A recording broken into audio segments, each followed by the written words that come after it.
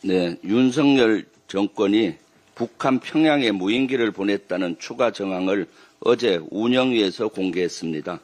제보 내용의 핵심은 드론 작전 사령부가 지난해 10월 10일 무인기 야간 비행을 실시했다는 겁니다.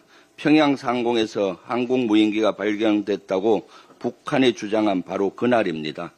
무인기의 속도와 거리 등을 고려했을 때 10월 10일 야간에 드론 사령부가 띄운 무인기는 평양 상공을 비행한 것으로 보입니다.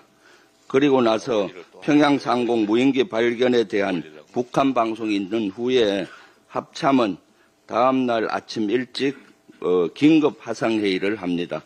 이때 합참 의장 주관으로 드론 사령관을 참가시킨 가운데 작전 사령관들이 이 회의를 참가합니다.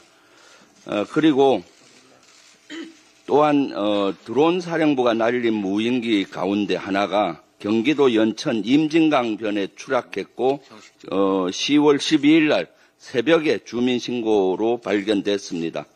경찰이 관련 사실을 갖고 있는데 현재 제공하지 않아서 직접 하기는 어렵지만은 북한이 공개한 한국 무인기와 비슷한 모형이라고 증언을 했습니다. 그리고 비상계엄이 12월 3일 날 있은 그 주 휴일 날 드론 사령부에서 컨테이너 한 대가 불이 납니다. 그 컨테이너에는 무인기 발사대와 장비가 있었습니다. 모 언론에 의하면은 전단과 전단통도 있었다고 합니다.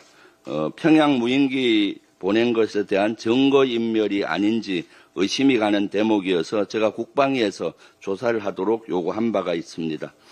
이러한 사항은 명명백백히 밝혀져야 됩니다. 이것이 외환죄가 아닌지 의심이 가는 대목입니다. 여기에 대해서 명명백백히 수사를 해줄 것을 요청합니다.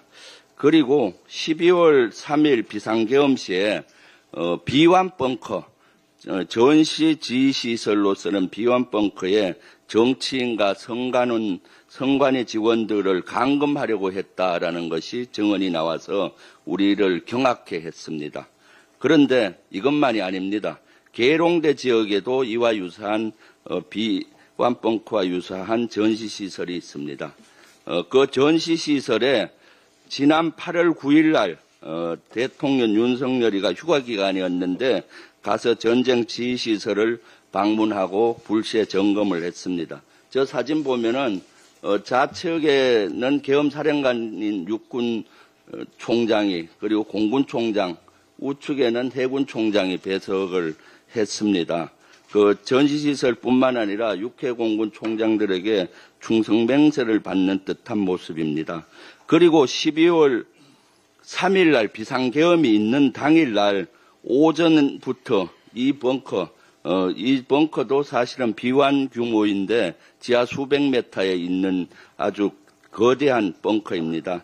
여기에 대한 시설 점검을 비상계엄 당일 날 오전부터 실시를 했습니다.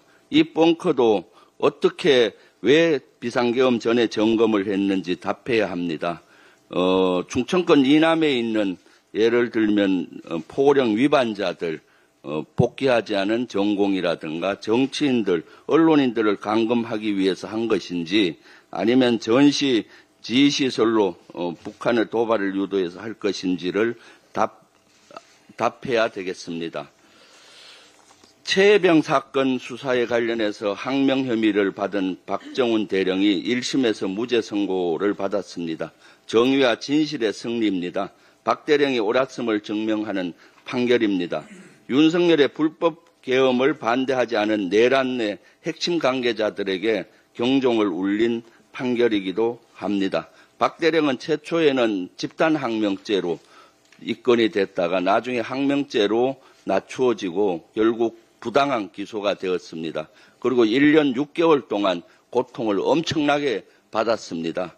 이 고통을 준 관계자 윤석열로부터 이종섭 장관 모든 관계자들은 여기에 엄정한 수사를 받고 처벌을 받아야 된다고 생각합니다.